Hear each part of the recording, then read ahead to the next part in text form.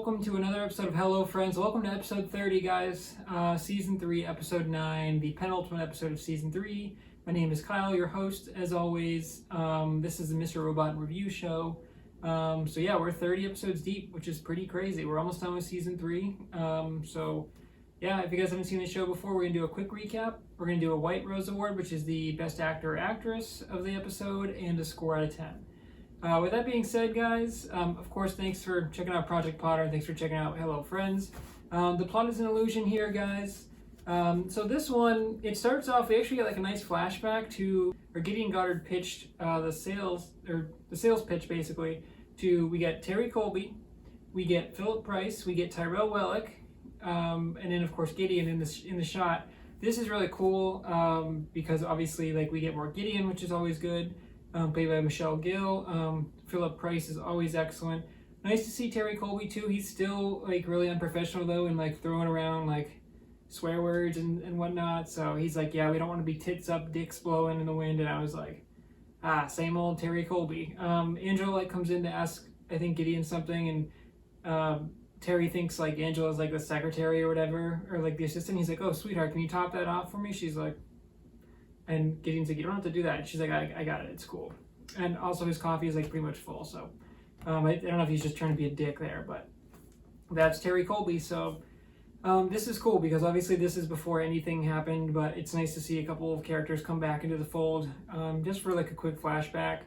But yeah, basically Gideon explains that, you know, they have other clients, but they're a cybersecurity company. And there's a great like ride in the limo where it's Wellick and you know, they show up back at E-Corp, and Philip Price has like no idea who Tyrell Wellick is, but he's like, I want to go ahead with the contract. He's like, we're going to sign up for Allsafe. Let's get this done as soon as possible. And Tyrell is telling him like, sir, you know, I just don't know if we should be using Allsafe, you know, for our security. He's like, if you trust me, I can put together a team to like work security. And Philip Price is like, I'm sorry, who are you? Because I didn't ask for your fucking advice. He's like, Mr. Wellick, no offense. He's like, dude, I don't know who you are, and I'm making the decision here. So Philip Price is like, dude, don't talk to me. You're just like a new hire or whatever. And Tyrell's like, I hope it doesn't come back to bite us. So it's like, obviously we know what happens then. We get the Mr. Robot title card. We then cut to Tyrell showing up at home, and he is now, you know, in the news it says from hunted to hero, like he's now free for all intents and purposes, but as you know, he's lost his wife, and his child is being in like foster care now. So he's like, he comes home, he goes over to his crib, his empty crib, and he just breaks down. And this is really good acting by Martin Wallstrom. It's just super depressing, but Elliot shows up, or I should say Mr. Robot shows up, and you know, Tyrell's yelling at him. You know, he's like, this is your fucking fault. He's like, you know, 71 buildings. He's like, really, that was your plan? And Tyrell Wellick's like, look, dude, I had a job to do and I fulfilled my job. He's like, what? So you can see your family again or whatever? And he's like, look, you know, like I did my part, like you need to do yours or whatever. They get like an argument, you know, Tyrell, I forget what Mr. Robot says, but Tyrell like puts his gloves on and he's like, I'm gonna mess you up. He's like, I don't wanna mess you up, but I'm gonna mess you up. Because we know when Tyrell puts those gloves on, similar to when we saw him beat up like the homeless guy, he's got some anger issues. He always like kind of usually like undoes his tie and puts his gloves on and just like beats the piss out of Mr. Robot. So yeah, they're kind of fighting, and then Tyrell's like at his peak anger, and then the doorbell rings and he opens the door and he's like what? And it turns out it's Philip Price, and Philip Price is there, and he's like, oh sir, and he's like, I didn't know, and he's like, oh I'm sorry, am I interrupting something? And Mr. Robot is like on the ground, his like lip is bleeding and stuff, and he's like, well, Mr. Alderson, he's like, you're a part of this too, so he's like, come on over, and Philip Price goes and sits down at the table, and Mr. Robot and Tyrell are like, dude, what's going on here? Like, why is Philip Price showing up unannounced? So basically, Philip Price sits down, and you know, he basically goes over like the plan, and he's like, hey Tyrell, I just want to let you know that you're going to be CTO, but he's like, just to let you know, that's nothing more than a title. He's like, I don't know if you have lofty expectations, but he's like, I want to let you know that's not going to happen. This was just, you know, part of a deal that I made. He's like, I had to name you CTO, but it's not really what it is. And then that's when Mr. Robot says like, oh, you've been working with Dark Army, you knew about the TAC. He's like, basically, they find out all about the plan here. At the beginning of the episode, Elliot does see on the mirror, it says they own the FBI.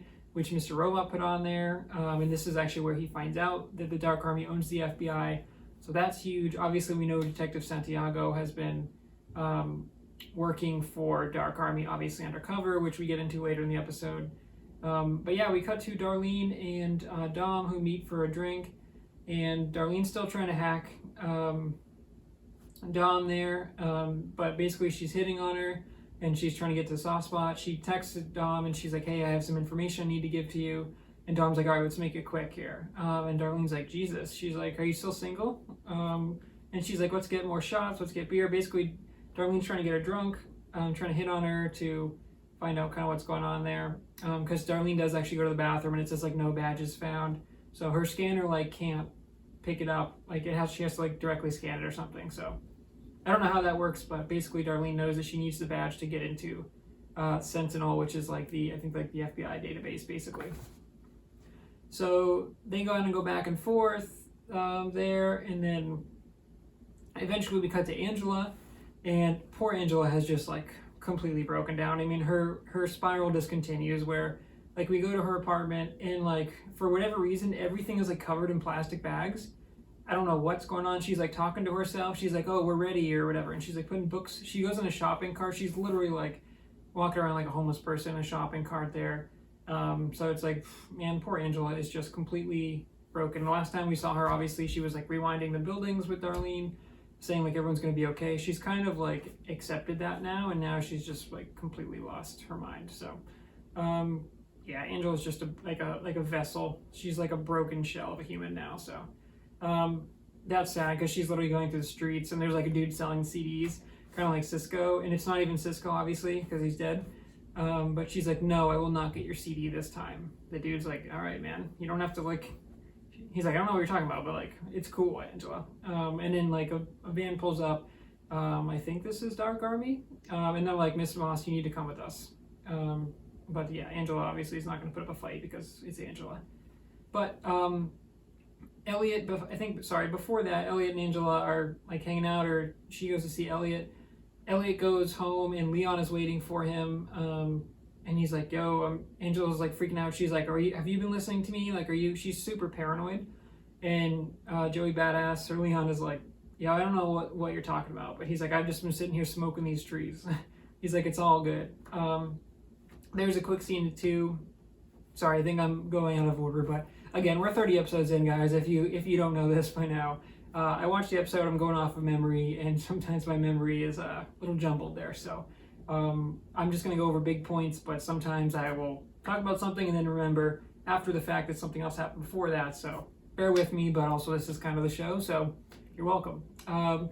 So basically, there's a scene where Bobby Cannavale's character Irving, he's in the car with like a woman. He's like, I think he's got like an auto shop. We know he has like an auto shop. I don't know if he's like doing driving lessons or whatever. He's trying to sell the car. But there's like a woman trying to buy a car, and he's like, oh yeah, he's like, really open it up now. He's like, step on the gas, and he's like, feels good, doesn't it? And then she's like, oh, it's not working, like it died. And he's like, oh, just coast on over to the sidewalk here. Well, Elliot gets in the back seat, and this woman's freaking out.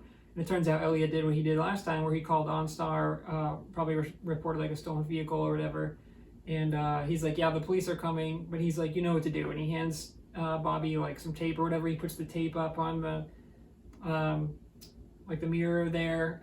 He's like, Bobby tells Irving, sorry, he tells the lady like, go back to the lot, and he's like, why don't you check out some of those sonatas or whatever. And he's like, I'll be there in a bit.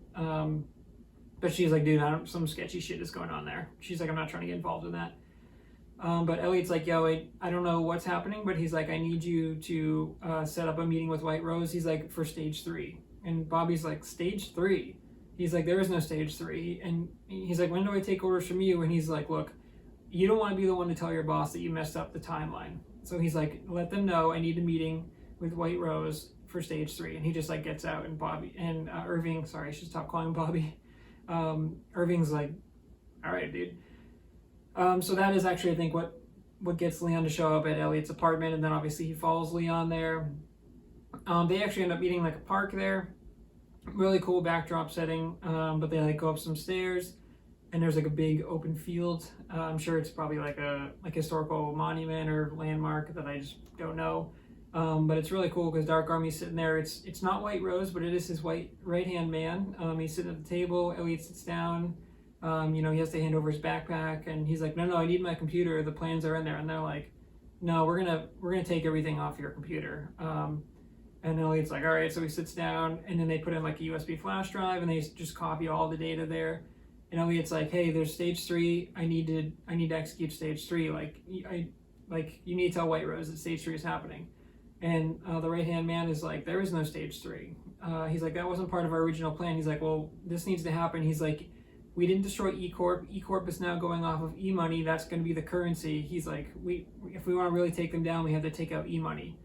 He's like, I'm going to do that with stage 3. And they're like, but Elliot's like, I need to know if you're in or you're out. And they're like, you know what, Elliot, we got our information. We're gonna walk away, and we'll come back to that later there. So going back to Darlene and Dom, obviously they get drunk. They go back to Dom's apartment, and Dom's like, the only reason I let you in here is because you said you weren't into girls. And she's like, I didn't say I wasn't into girls. She's like, I just said I wasn't a lesbian. So she's like, very clever. But Grace Gummer does a great job because she's like all nervous and shit, and she like knows that she shouldn't be kind of like hooking up with Darlene, but nothing's happened yet. But obviously she's drinking, and the liquor's flowing, and she brings her back. She's like, Darlene's like, how about that nightcap? Darlene knows exactly what she's doing, and she's like, all right, but just one, because I got to work tomorrow.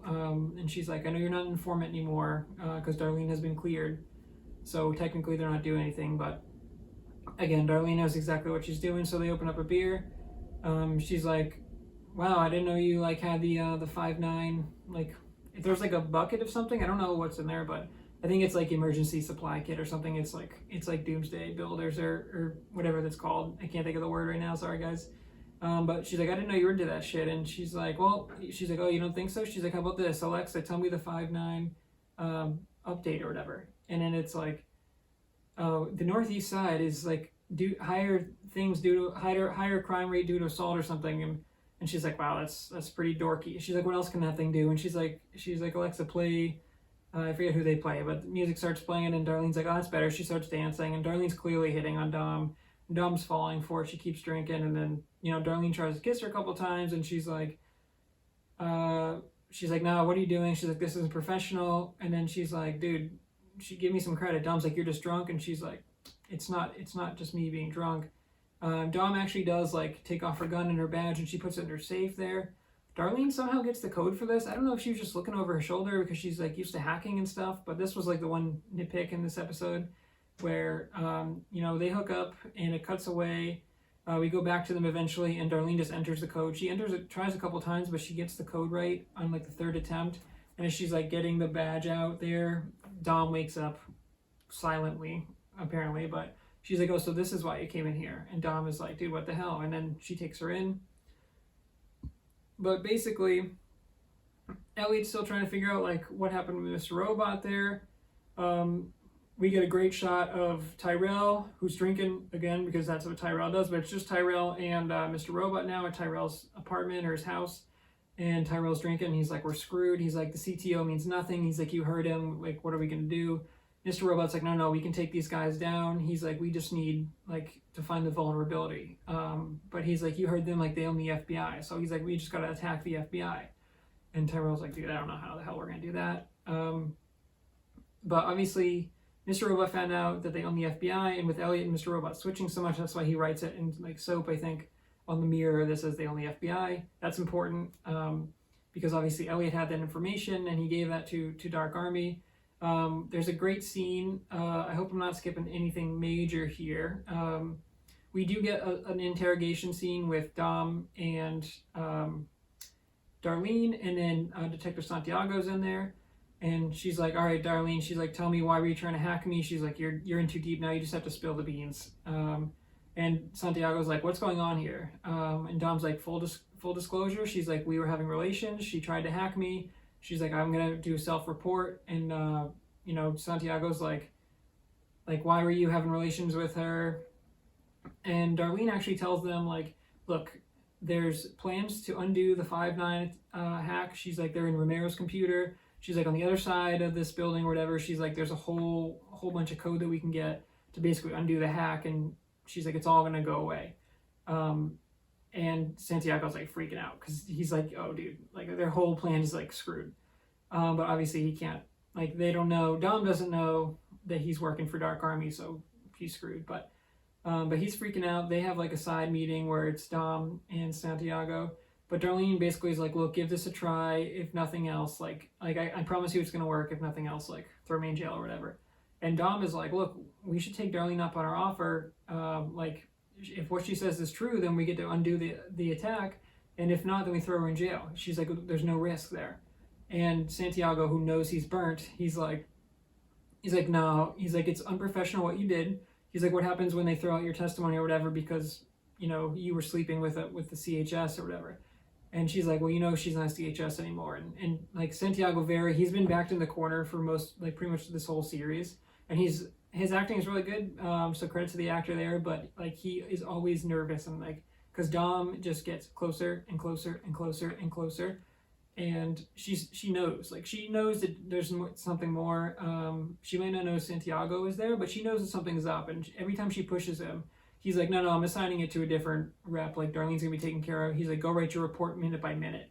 And as soon as she leaves, he like calls Irving, and he's freaking out. He's like, we're burnt. He's like, what do I do next? And Irving's like, where's Darlene right now? And he's like, oh, in a holding cell over here. And Irving's like, okay. So poor Darlene is going to be in some danger now. And Santiago's like, okay. He's like, can you say anything else? And Irving's like, I'll take care of it. Don't worry. But obviously Santiago's freaking out because he knows that Dom has basically figured out their plan. And now Darlene is saying, like, we're going to undo all of Dark Army's work. And obviously, like, Santiago's freaking out about this, and either his life is in danger or like Dark Army's gonna be pissed. So we get a scene where White Rose is talking to the right hand man, just like throwing shit against the wall because I think White Rose finds out that either Elliot is trying for stage 3. They think Elliot's lying to him. Really, really great stuff. White Rose like breaking everything. There's a woman like playing the cups or whatever, I can't think of, like the wine glasses where she like spins the top of them and it makes a sound, and White Rose is just like, not now, like she doesn't say anything, but like it's just funny because they're like arguing and she's like playing this beautiful hymn in the background there, and she's like, yo, like Jonah Hill meme right here, like nah, not right now, dude.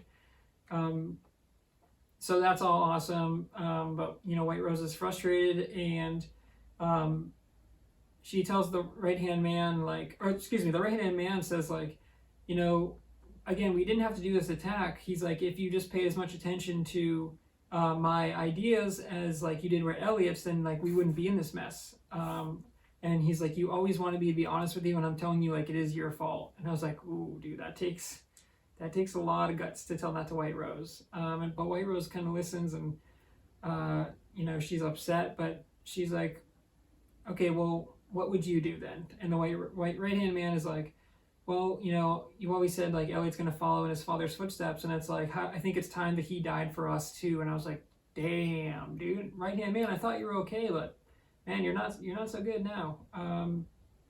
And White Rose is like, see, that's better. And he's like, why don't you go back to the partners with a more persuasive argument? And White Rose is like, good, it's all good, I'm not worried. But White Rose is very clearly worried. And then at the very end of the episode here, guys, Elliot tells us, you know, when the Dark Army put in the USB, as soon as they connect it, they're going to give me full access to their database. So basically he hacks in and he's like, now I own the Dark Army. And it's like, ooh, so the Dark Army who owned FBI, well, Elliot, who Dark Army is always one step ahead, always so dangerous, don't pull a fast one on Elliot, dude, because now he, like, I'm kind of surprised the Dark Army fell for this, but you know, by setting up a meeting, he got to trick them so that they can get the files downloaded. Now he's got access. Now he owns the Dark Army, so which means he also owns the FBI, which is crazy. All right, guys. So for a White Rose Award for this one was tough. There's a few good performances here. Everyone was really good. The cast, as always, is good. But for this one, I'm gonna give it to Michael Christopher, who plays Philip Price. Man, his scenes are just always so good. Just like the way he was in control of all of his scenes from the opening where he tells Tyrell, like, you're nobody, basically. And then for him to come back and then tell Tyrell, you know what, you're going to be CTO, but that's just a title. He's like, if you have any crazy ideas, he's like, don't, like, just know that that's not like what your position is. He's basically like, you are my puppet. Mr. Robot, I think, tells Tyrell, like, you're just adding to their collection of puppets or whatever. So that's crazy. But basically, he's like, you don't have any power. And Philip Price is like, dude, you answer to me, basically. He's just always good. I mean, his acting is phenomenal. Like I said, the cast is really good in this one, but I think Philip Price, the way he commanded every scene and the way he commands it, even when he's losing a step, even when he's kind of lost to White Rose, and he knows, or to Minister Zhang, I should say, where he knows that Minister Zhang had, like, basically, like, owned him. He's like, well, I'm going to get a little bit of revenge and get Tyrell here, and he's like, at least I can still talk down to Tyrell, and and like he said, that was part of the deal he made, so maybe he got to stay at E-Corp.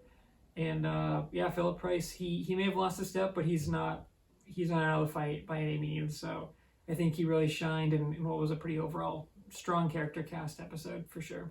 For score for this one, guys, I thought this one was a step back for season 3. Again, not a bad episode by any means, but I'm going to give it an 8.2. It was just like some things, the Elliot hack was good at the end, but like certain things we've seen already. I don't know, Tyrell getting mad, Tyrell drinking, like, it's great. It speaks to their character, but I just thought some of it was like, okay, well, we've seen this story before. So, there are important things where Elliot's like stage 3 and they're kind of wondering what stage 3 is, but it kind of reminded me of when he's like stage 2, and they're like, stage 2 is your plan. So, it's interesting. Obviously the episode is named stage 3, but then Elliot does tell us at the end of the episode, like, there is no stage 3, I just needed to get into their database. It's a genius move, but it just felt like it was lacking a lot of like what's made season 3 so great so far. It felt like it could have been a really good, like, I don't want to say opening episode of season 3, but maybe like a middle episode. But for a penultimate episode where those have been so good so far, and that's usually like the big episode, I just felt like it was lacking a little bit. Not a bad episode by any means, but excited for the finale next week to kind of see where we're going heading into season 4, which is, of course, we know the final season. But it was just like, I'm more excited to see what happens next. Like, how does Dark Army respond to that when they find out that Elliot's in there? Obviously, are they going to find out? What's going to go on with Angela? What's going on with Dom, Darlene, Elliot, Mr. Robot? How's his plan to get into the FBI? Obviously, he needs to talk to Elliot to know that he hacked them. Are they going to even speak? Because Elliot and Mr. Robot are like on different planes right now, and they don't talk to each other like they used to. So I'm more excited for the ramifications of that episode as opposed to the episode itself, but still a good one overall. Still worth a watch, I think. All right, guys. Well, that's it. That's another episode of Hello Friends. We're 30 episodes down. We got a few more. I think there's 13 episodes in season 4. We got obviously the season 3 finale next week, so I think we got 14 left. I'll double check that next week. But thank you guys so much for joining. Thanks for checking out Project Potter. I've been your host, Kyle, again. This has been episode 30 of Hello Friends. So thanks for joining, guys. Like, comment, subscribe. And until next time, guys. Goodbye, friend.